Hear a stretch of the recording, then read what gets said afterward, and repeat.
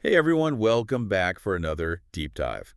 Today we're taking a look at something a little different and honestly something pretty disturbing. We're going to be talking about pig butchering scams. Ugh, the name alone is just, yeah, it's pretty awful. I know, right? It's a pretty unsettling metaphor, but unfortunately it's a really accurate way to describe how these scams work. So imagine this, okay? Someone showering you with affection, attention, gifts, even, really building up this sense of trust. Fattening you up, so to speak. Yeah, exactly. Like a pig being prepped for slaughter. It's dark, I know. Yeah. And that's precisely what these scammers do. They build you up, make you feel special, all to completely drain your bank accounts and then disappear. It's a horrible betrayal of trust, really. It really is. So we're going to be pulling from a couple of sources today to get a better understanding of this whole thing. We've got a recent article from AARP that I know you read too, right? Yeah, it's got a really, just a heartbreaking story about a victim. I know, and it's got some good advice from experts on how to spot the red flags. Always good to have that, for sure. Definitely. And we'll also be looking at a brand new report from Chainalysis. Hmm. They really did a deep dive on the data behind these scams, how they're evolving, all the tech that's involved. Yeah, the global fight against them, too, which I thought was interesting. Yeah, and it's scary to see how sophisticated they're becoming. So our goal today is to really arm you with the knowledge you need to spot these scams and protect yourself because they're getting more and more common, sadly. Unfortunately, yeah, it's like they're preying on that very human need for connection. Exactly. So let's start with that AARP article. They tell the story of Dennis Jones, who was 82 years old when he actually took his own life after losing his life savings to one of these scams. It's a tragic reminder that the impact goes way beyond finances. Absolutely. I mean, can you imagine losing everything like that? Mhm. And in Dennis's case, he was targeted through Facebook. This scammer was pretending to be a woman named Jessie. They chatted for months building this relationship. Dennis really believed he'd found someone special. Oh, yeah. Classic grooming tactic. These scammers are playing the long game here. They build rapport, mirror your interests, and really, they're looking for those vulnerabilities, loneliness, financial stress, anything they can exploit. Yeah, and they're really good at it. And tragically, Dennis ended up investing his entire life savings into this cryptocurrency scheme that Jesse had introduced him to. I mean, it was all fake, of course. He lost everything. The article even said his family couldn't afford a headstone for his grave. It's just, I don't even have words. It's just awful. It's incredibly sad. And before we go any further, I think it's important to break down how these scams usually work so people know what to look out for. Yeah, definitely. So it can start anywhere, really. Dating apps, Mhm. social media, even a simple wrong number text message. Oh, yeah, like those still happen? More than you'd think, and scammers are counting on it. Wow. So then what? Well, once they make contact, that's when the love bombing starts. I mean, it's like they turn on the charm full Oh, blast. so like tons of compliments, lots of attention. Exactly. They try to create this really intense, almost addictive, emotional bond. Okay, so it feels too good to be true, because it is. And that's how they get you isolated from your friends and family who might warn you. Precisely. They want you all to themselves so they can control the narrative. And then, once they've got you hooked, that's when they introduce the investment opportunity. And it's always something that seems too good to pass up. Oh, yeah. Guaranteed returns, minimal risk. And of course, it usually involves a cryptocurrency because it's still a bit of a mystery to a lot of people. Yeah, that makes sense. They- So what happens next? That's when the slaughter begins, so to speak. They encourage you to invest more and more, showing you fake profits along the way. But when you try to withdraw your money, that's when the problems start. And that's when the scammer ghosts you. Poof, they're gone. Yep, leaving you with nothing but a broken heart and an empty bank account. It's a truly horrible situation. Right. And what's really scary is that it's not just limited to romance scams anymore. That Chainalysis report shows that this pig butchering thing is just one part of a much bigger, more organized scam ecosystem. Yeah, the scope of it really blew my mind. It's global. I know, right? And it's not just a few random people doing this. We're talking organized crime rings, often Yeah. operating out of Southeast Asia, but spreading everywhere. And they're not just after money either. They want your data, your identity, anything they can exploit. That's terrifying. And they're always coming up with new ways to target people, like those employment scams we talked about before. Oh, those are exploding right now. They prey on people who are desperate for work, promising amazing opportunities that are, of course, completely fake. Like I say, they're always one step ahead.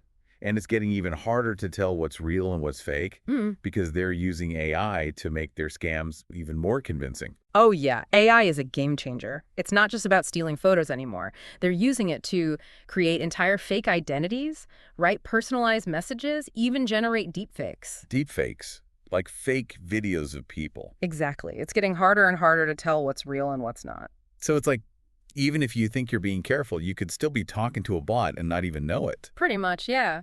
And this AI stuff, it's not just limited to those romance scams. They're using it for everything. It's a bit of a nightmare, honestly. It sounds like it.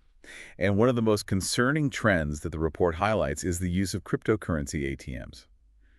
Those things are everywhere now. And scammers love them. They offer a level of anonymity that traditional banks just don't have. Yeah, because you don't need an ID or anything, right? Just cash. Right. It makes it so easy for them to move money quickly and without a trace. So how does that work in a typical scam? Like, walk me through it. So imagine this. You get a call from someone claiming to be tech support, or the government, or even your bank. Uh-oh, not the IRS again. Right. They create this sense of urgency, telling you there's a problem with your account or that your computer's been hacked.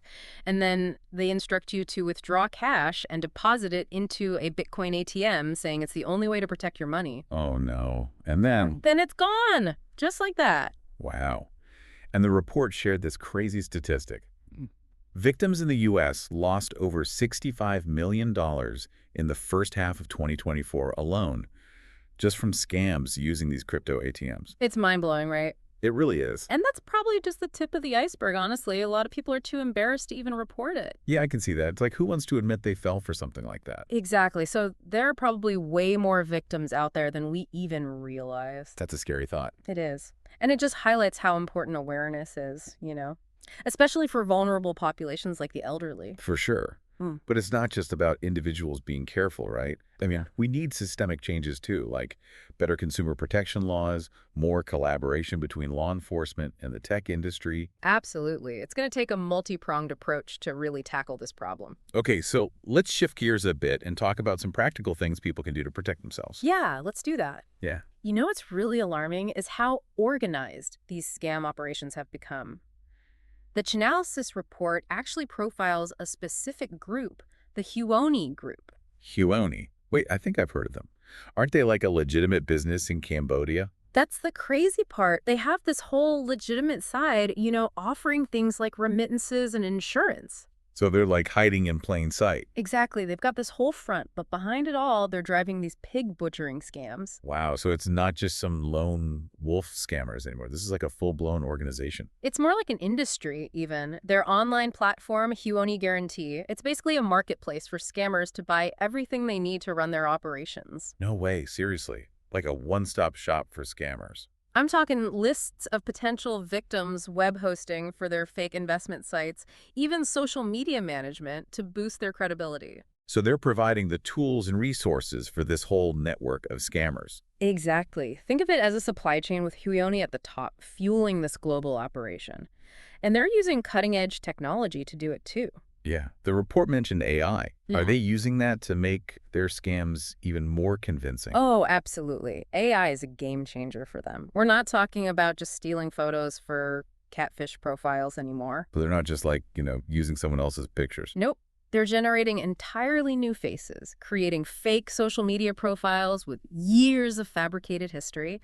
They can even use AI to write personalized messages that sound genuinely human. Wow, that's creepy. It's like, how can you even tell what's real anymore? That's the point, right? It's getting harder and harder. And it's not just about creating convincing personas.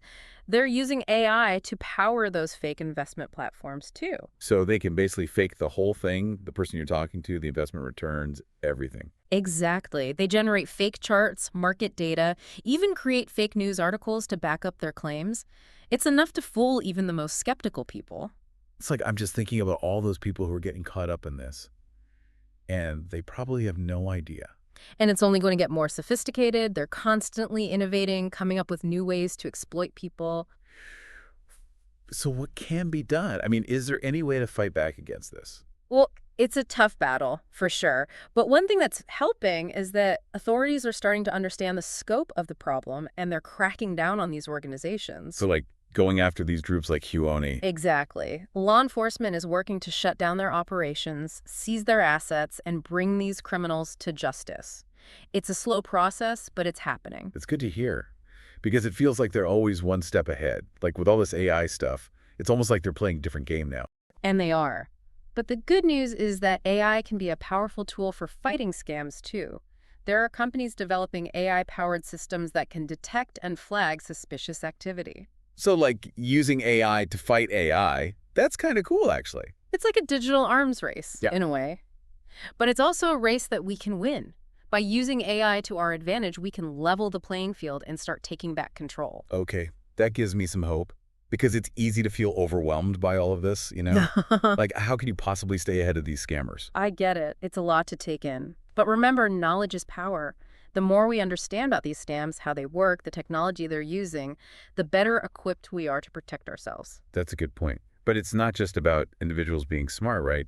I mean, we need better safeguards in place too, like with these cryptocurrency ATMs. They seem like a huge vulnerability. Absolutely. They were designed to be convenient, but they've become a scammer's paradise. Yeah, because once that money's gone, it's gone, right? Yeah. Exactly. So it's crucial that we get better regulations and security measures in place to protect people. Things like transaction limits, better verification processes, and clearer warnings about the risks. Sounds like AARP is pushing for some of these changes, right? They are. They're really leading the charge on this, advocating for stronger consumer protections and pushing for law enforcement to take these scams more seriously. That's great because it's going to take a collective effort to really make a difference. It's not just about individuals being careful, it's about systemic change. We need to work together to create a safer, more trustworthy online environment. I agree. It's a big challenge, but I do think we can make progress. Me too. And, on a more positive note, there are some really exciting developments happening in blockchain technology that could actually help combat scams in the long run. Oh, really? Like how so? Well, one of the things that makes cryptocurrency so appealing to scammers is its anonymity. But there are new technologies emerging that could actually bring more transparency to crypto transactions. So like being able to track where the money goes, even if it's in cryptocurrency. Exactly. That would make it much harder for scammers to hide and get away with stealing people's money. That would be a game changer, for sure. It would.